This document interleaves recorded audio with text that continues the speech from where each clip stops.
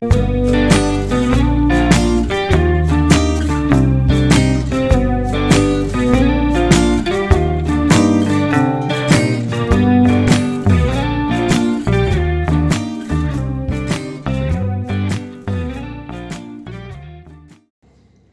Friends, welcome to Pinki life style. இன்றைக்கி நம்ம சேனலில் ஒரு சிம்பிள் ஆரி ஒர்க்கு தாங்க பார்க்க போகிறோம். சூப்பரான ஒரு ப்ளவுஸில் வந்து ஸ்டிச் பண்ண ப்ளவுஸில் எப்படி ஆரி ஒர்க் பண்ணலான்றதை நம்ம பார்க்கலாம். ஏற்கனவே நம்ம வீடியோஸில் நிறைய பார்த்துருக்கோம். இது இன்னும் டிஃப்ரெண்ட்டாகவும் ஈஸியாகவும் இருக்கும். இதில் எப்படி பண்ணலான்றதை பார்க்கலாம் வாங்க. இப்போது இந்த ப்ளவுஸில் பார்த்தீங்கன்னா ரவுண்ட் நெக் கொடுத்துருக்காங்க. இதுக்கு எப்படி நம்ம ஒர்க் பண்ணலான்னா, முதல்ல நம்ம ஒரு ரன்னிங் ஸ்டோன்ஸ் எடுத்து நெக்கை சுற்றியுமே நம்ம வந்து ஒட்டிக்கிற போகிறோம். இந்த மாதிரி ரன்னிங் ஸ்டோன்ஸ் எடுத்துக்கலாம். எடுத்துகிட்டு நம்ம கம் வச்சுட்டு இந்த மாதிரி ஒட்டிக்கிற போகிறோம். ஒட்டிக்கிட்டு நான் உங்களுக்கு காட்டுறேன். பார்த்தீங்கன்னா உங்களுக்கு தெரியும், நல்லா கம் வச்சுருக்கேன். இப்போ இதில் வந்து இந்த செயினை நம்ம ஒட்டிக்கலாம்.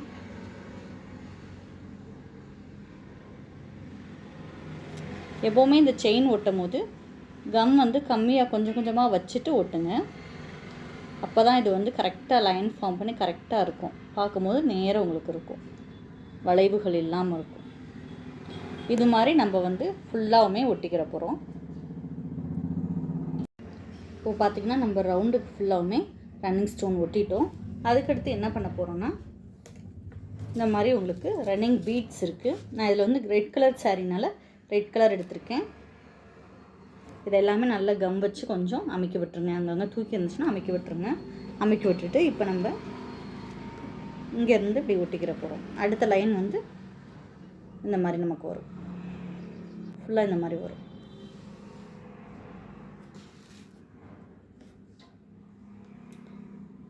இது மாதிரி ஃபுல்லாக நம்ம ஒட்டிக்கிற போகிறோம்.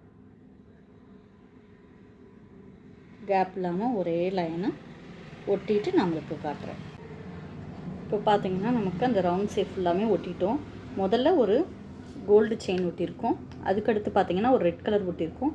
அதுக்கடுத்து multi colour stones, running stones ஒட்டியிருக்கேன். ஏன்னா அது வந்து காப்பரில் வந்திருக்கு இந்த சேரீ எல்லாமே. அதனால் உங்களுக்கு கோல்டாக ஒட்டினா ஒரு மாதிரி இருக்குன்றனால நான் வந்து முதல்ல கோல்டு கலர், அடுத்து வந்து ரெட் கலர், அடுத்து ரெட் கலர் சாரீனால ரெட் கலர் ஒட்டியிருக்கேன். அடுத்து மல்டி கலர் ஒட்டியிருக்கேன். இந்த மாதிரி 3 லைன் நம்ம ஒட்டிட்டோம். பாருங்கள், உங்களுக்கு தெரியும். இது மாதிரி அழகாக உங்களுக்கு ரொம்ப கிராண்டாகவும் இருக்கும். இது வந்து நீங்கள் இப்போ நம்ம ஸ்டிச் பண்ணிவிட்டு இது பண்ணுறனால உங்களுக்கு எப்படின்னா, நம்ம ஈஸியாக வேலை முடிஞ்சிடும். இன்னொன்று, ஜர்தோசி தெரியாதவங்க, ஆரி ஒர்க்கு தெரியாதவங்க இது ஈஸியாக நீங்கள் கற்றுக்கலாம். இன்னொன்று, நம்ம ட்ரெஸ்ஸை ஓனாக நம்மளே டிசைன் பண்ணும் போது நமக்கு ஒரு தனி சந்தோஷம் கிடைக்கும். நம்ம அதுக்கு செலவாகிற மணியும் நம்ம சேமிக்கலாம். அதனால் இந்த மாதிரி கிளாஸஸ் நம்ம ஆன்லைன் கிளாஸ்லேயும் எடுக்கிறோம். இந்த மாதிரி கிளாஸஸ் அட்டன் பண்ணணும்னு நினைக்கிறவங்க வந்து கீழே நான் நம்பர் கொடுக்குறேன். அதுக்கு நீங்கள் வாட்ஸ்அப் பண்ணுங்கள். ஏன்னா உங்களுக்கு ஒரு ப்ளவுஸை வந்து ஒரு காட்டன் ப்ளவுஸாக இருக்கட்டும், சில்க் ப்ளவுஸாக இருக்கட்டும், ஸ்டிச் பண்ண பின்னாடி எப்படி ஒர்க் பண்ணலான்றதை நான் வந்து அதில் உங்களுக்கு சொல்லித்தருவேன். கிளாஸஸில் ஹேண்ட் எம்ப்ராய்டரி இருக்குது, பேட்ச் ஒர்க் இருக்குது. இது எல்லாமே வந்து அந்த நம்ம தச்ச ப்ளவுஸில் எப்படி பண்ணலான்றதை நம்ம இந்த கிளாஸில் பார்க்கலாம். கிளாஸ் ஆரம்பித்தாச்சு. நிறைய பேர் ஜாயின் பண்ணி கற்றுக்கிட்டு இருக்காங்க. இதில் விருப்பம் இருக்கவங்க நீங்கள் பார்த்துட்டு ஜாயின் பண்ணிக்கோங்க.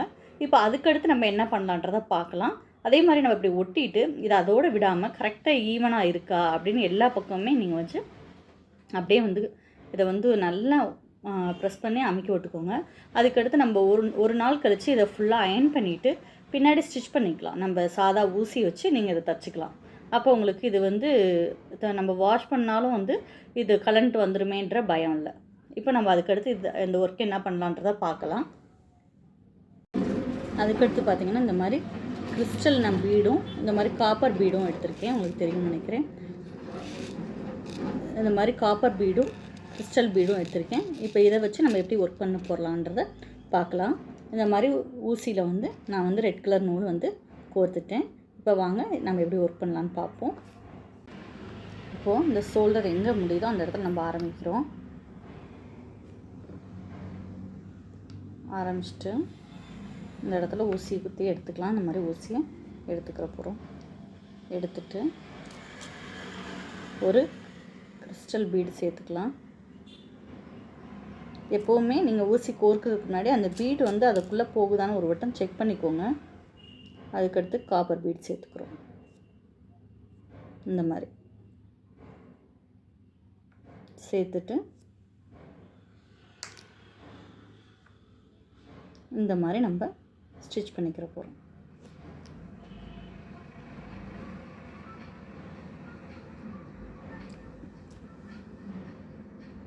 அந்த மாதிரி எடுத்துக்கோங்க. அதுக்கடுத்து இதுக்கு பக்கத்துலேயே திருப்பி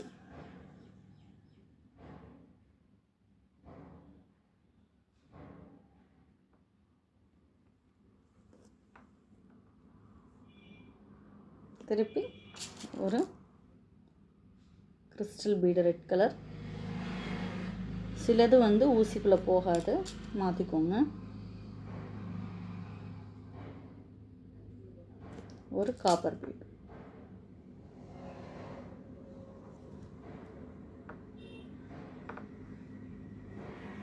திருப்பி பார்த்தீங்கன்னா உங்களுக்கு நல்லா தெரியும்.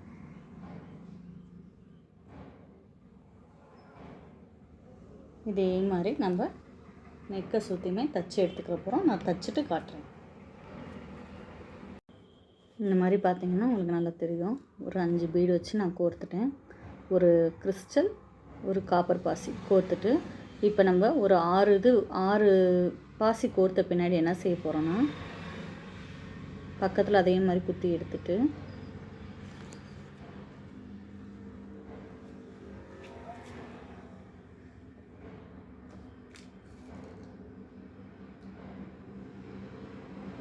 இது மாதிரி டியூப் இருக்கும் உங்களுக்கு.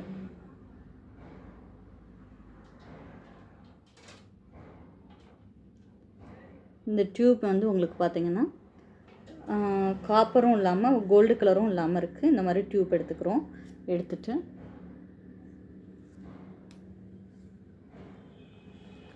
இந்த மாதிரி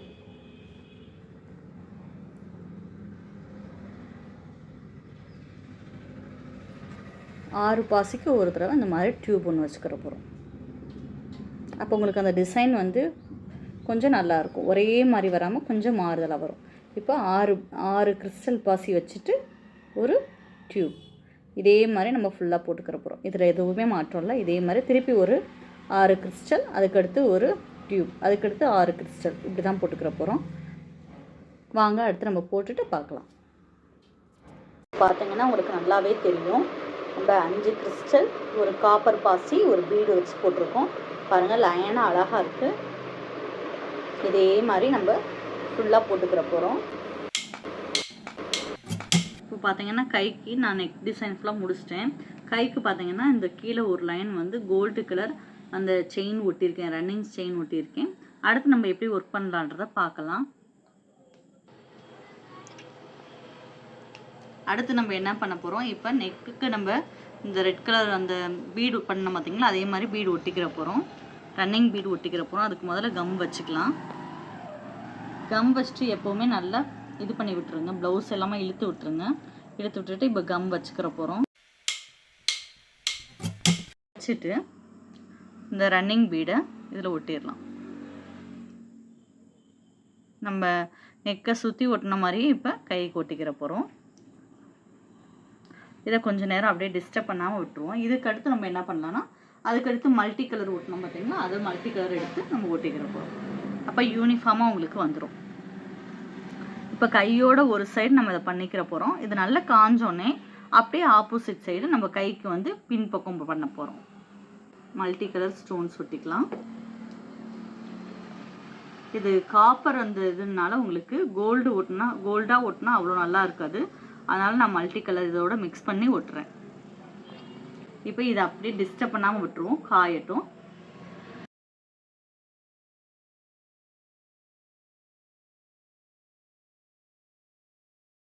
இப்போ நம்ம கரையோட கீழ்ப்பகுதியில் இந்த 3 ஸ்டோன்ஸுமே நம்ம ஒட்டிட்டோம். 2 ஸ்டோன்ஸு, ஒரு ரன்னிங் பீடு ஒட்டிட்டோம். இன்னும் அது கொஞ்சம் காயணும். அதுக்குள்ளே நம்ம சரி பண்ணுற இடங்களெல்லாம் சரி பண்ணிக்குவோம். அதே மாதிரி நம்ம கரையோட அந்த மேல் பகுதியில் ஒட்டிக்கிற போகிறோம்.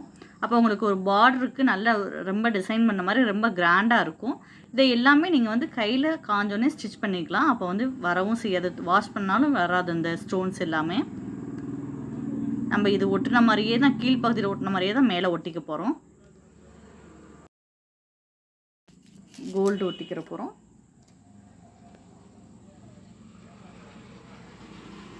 இந்த இடத்துல நான் ஏன் கேப் விட்டுருக்கேன்னா, உங்களுக்கு சாரியோட நம்ம கை கீழே தொங்க போடும் போது சாரியோட அடிப்பகுதியில் சாரியை பிடிச்சி இழுக்கும் இந்த ஸ்டோன்ஸ்லாம். அந்த மாதிரி இழுக்கக்கூடாதுன்றதுக்காக நான் வந்து அந்த கீழ் தையல் வார இடத்துல உங்களுக்கு ஒட்டாமல் கேப் விட்டுறேன். நிறைய பேருக்கு இது தெரியாமல் ஒர்க் பண்ணிடுறாங்க. அதை நம்ம சாரியில் பார்த்தீங்கன்னா பிடிச்சி இழுக்க ஆரம்பிச்சிரும். எப்போவுமே நம்ம ஒர்க் பண்ணும்போது அந்த இடத்துல கொஞ்சம் கேப் விட்டுக்கோங்க. இப்போ அதுக்கடுத்து பக்கத்துலேயே இன்னும் கொஞ்சம் கம் வச்சுக்கலாம். நம்ம அதுக்கடுத்து ரன்னிங் பீட் வச்சுக்கிற போகிறோம். இங்கே கொஞ்சம் நான் கம் வைக்கலாம், நான் வச்சுக்கிறேன்.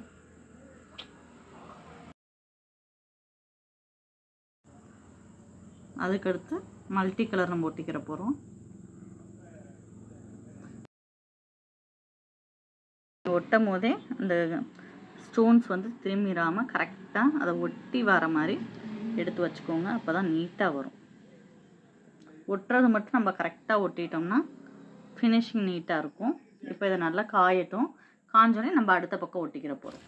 இப்போ நம்ம 2 பக்கமே ஸ்டோன்ஸ் ஒட்டிட்டோம். இப்போ நடுவில் இருக்க இந்த பார்டர் டிசைனுக்கு டிசைன் பண்ண போகிறோம். இந்த மாதிரி பார்த்தீங்கன்னா உங்களுக்கு அவுட்லைனோடு இருக்கிற ஸ்டோன்ஸ் இருக்கும், குந்தன் ஸ்டோன்ஸு. அதை நம்ம ஏற்கனவே போன வீடியோலலாம் காமிச்சிருப்போம். அது ஒட்டிக்கிற போகிறோம். இது ஒட்டுறது மட்டும்தான். ஒட்டிட்டு பின்னாடி அயன் பண்ணணும். இந்த மாதிரி நம்ம எங்கேலாம் அது ஒட்டலான்னு நமக்கு தோணுதோ அந்த டிசைனுக்கு ஏற்ற மாதிரி நீங்கள் அந்த ஸ்டோன்ஸை ஒட்டிக்கோங்க. இப்போ நான் சென்டராக வர இடத்துல எல்லாம் காப்பர் கலர் இது, அதனால் ஒட்டுறேன்.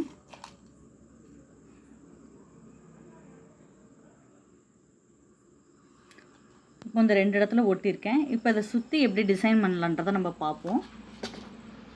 இப்போ இந்த மாதிரி லீஃப் டிசைன் வர இடத்துல நான் ஒரு ரெட் கலர் குந்தன் ஸ்டோன்ஸ் ஒட்டிக்கிற போகிறேன்.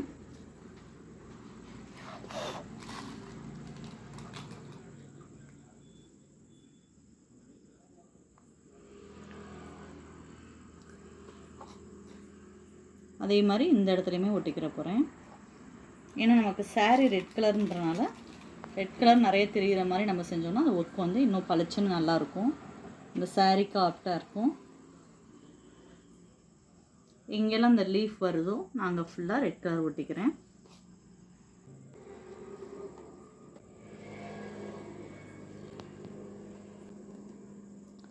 ஜர்தோசியே தெரியாதவங்க கூட இது நீங்கள் ஈஸியாக உங்கள் ப்ளவுஸ்க்கு டிசைன் பண்ணிக்கலாம். ரொம்ப அழகாகவும் இருக்கும்.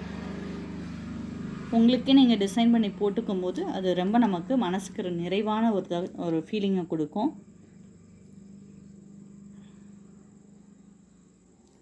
இந்த இடத்துல இன்னும் கொஞ்சம் நான் பெரிய ரெட் கலர் ஸ்டோன்ஸ், அந்த குந்தன் ஸ்டோன்ஸ் ஒட்டிக்கிறேன்.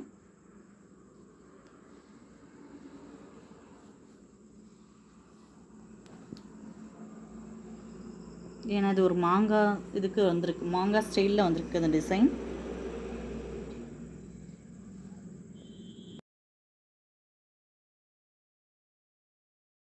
இப்போ பார்த்தீங்கன்னா நம்ம இந்த நடுவில் இந்த ஸ்டோன்ஸ் ஒட்டியிருக்கோம், குந்தன் ஸ்டோன்ஸ் ஒட்டியிருக்கோம்.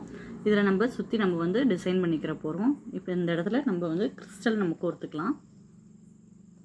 ஏற்கனவே நம்ம அவுட்லைனில் நெக்கு பண்ணியிருக்கோம். அந்த கிறிஸ்டலை என்ன செய்ய போகிறோம்னா கோர்த்துக்கலாம். இந்த மாதிரி ஊசியில் கோர்த்துக்கிற போகிறோம். கோர்த்துட்டு பார்த்தீங்கன்னா இப்படி தெரியும் உங்களுக்கு. இப்போ இதை அப்படியே நம்ம கீழே குத்திட போகிறோம். 4 புட்டா டிசைன் வந்திருக்கு. அந்த 4க்குமே நான் வந்து கிறிஸ்டல் வந்து கோர்த்துக்கிற போகிறேன். பார்த்திங்கன்னா பக்கத்தில் அதே மாதிரி எடுத்துக்கலாம். எடுத்துட்டு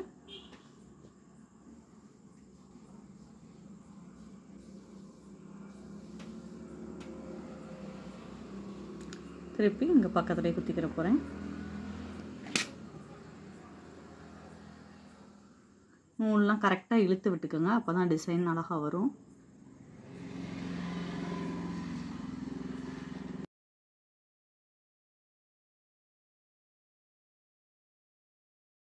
நாலு புட்டா டிசைனுக்குமே வந்து நம்ம இந்த மாதிரி கிறிஸ்டல் இது பண்ணிட்டோம். அதுக்கடுத்து நம்ம என்ன செய்ய போகிறோம்னா, இப்போ இந்த ரவுண்டு ஒரு டிசைன் வந்திருக்கு. அந்த ரவுண்டுக்கு நம்ம வந்து ஸ்டோன்ஸ் ஒட்டிக்கலாம். இதை சுற்றி நான் அந்த ரவுண்டுக்கு வந்து கம் வச்சுக்கிற போகிறேன்.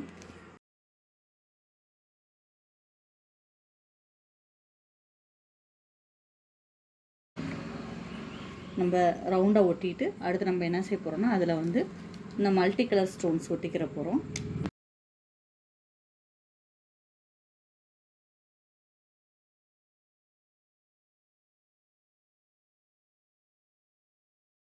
இப்போ பார்த்தீங்கன்னா நம்ம அந்த எக்ஸ்ட்ரா இருக்க செயின்ஸ்லாம் கட் பண்ணி எடுத்துட்டோம். இப்போ இந்த மாதிரி தான் இருக்கும். இதில் உள்ளே வந்து நம்ம வந்து கம் வச்சுக்கலாம். உள்ளே வந்து நீங்கள் நல்லா நெருக்கமாக வச்சுக்கோங்க. கம் வந்து கேப் இல்லாத மாதிரி, கிளாத்து தெரியாத மாதிரி கம் வச்சுக்கோங்க.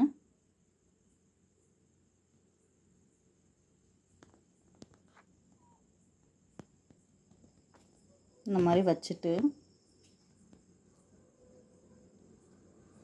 கிளாத்தே நமக்கு தெரியக்கூடாது. இந்த கிறிஸ்டலில் படுற கம் வந்து காஞ்சோடனே உங்களுக்கு அது கம் தெரியாது. இப்போ இந்த மாதிரி மைக்ரோ பீடு இருக்குது.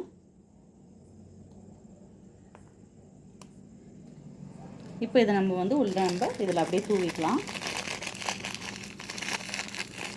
இது கொஞ்சம் பொறுமையாக செய்யணும், ஏன்னா இல்லாட்டி நிறைய வேஸ்டேஜ் ஆயிரும். இந்த மாதிரி தூவிட்டு எங்கேலாம் நீங்கள் கம் வச்சுருக்கீங்களோ அங்கே அப்படியே கொட்டிடுங்க. ஒரு 2 நிமிஷம் நீங்கள் அப்படியே வச்சுட்டு இதை நீங்கள் அந்த ப்ளவுஸை லைட்டாக சாய்ச்சிங்கன்னா அந்த எக்ஸ்ட்ரா இருக்கிறதெல்லாம் நம்ம வந்துடும். நம்ம அதை திருப்பி அதை வேறு எதுக்கு யூஸ் பண்ணிக்கலாம், வேஸ்ட் இல்லை. இப்போ பார்த்தீங்கன்னா நம்ம கோதுமை மணி பாசி எடுத்திருக்கோம். இந்த பாசி இந்த ரவுண்டு சுற்றி உங்களுக்கு டிசைன் கொடுத்துருக்காங்க.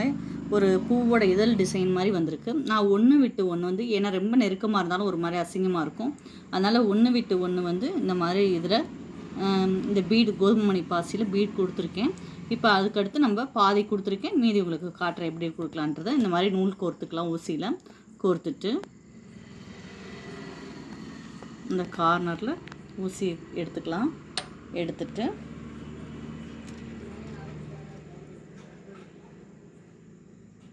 இந்த கோதுமை மணி பாசியில் பார்த்தீங்கன்னா குறுகலான பக்கம் மேலே இருக்கும், அகண்ட பக்கம் இந்த மாதிரி இருக்கும். நம்ம என்ன செய்யணும்னா எப்போவுமே அகண்ட பக்கம் கீழே வர மாதிரி ஊசியில் கோர்த்துக்கணும்.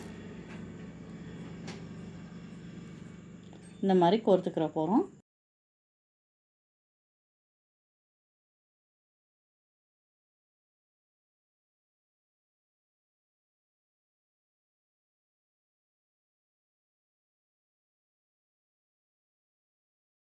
பாருங்கள், இப்போ சூப்பராக அழகாக நம்ம இதுக்கு டிசைன் பண்ணிட்டோம்.